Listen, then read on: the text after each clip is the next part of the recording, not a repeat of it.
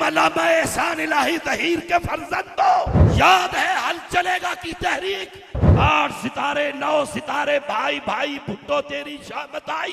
जोहर का वक्त आया, नमाज के लिए नूरानी मुसल्ले पर चढ़ा।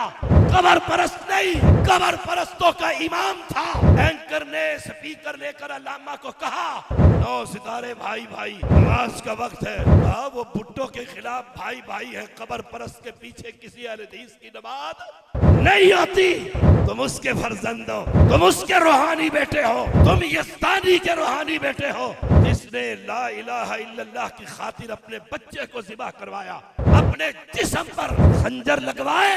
अगर उनके पीछे भी हो जाती है, वहां भी जाया जा सकता है, वहां भी खाया जा सकता है। पूरी जमात को, शोहदा को खून में क्यों नलवाया था? क्यों नलवाया था?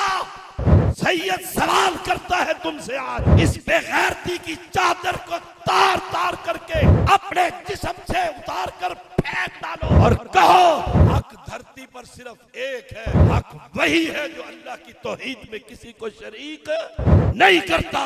हक वो है जो पैगंबर की इताअत में किसी को शरीक नहीं करता।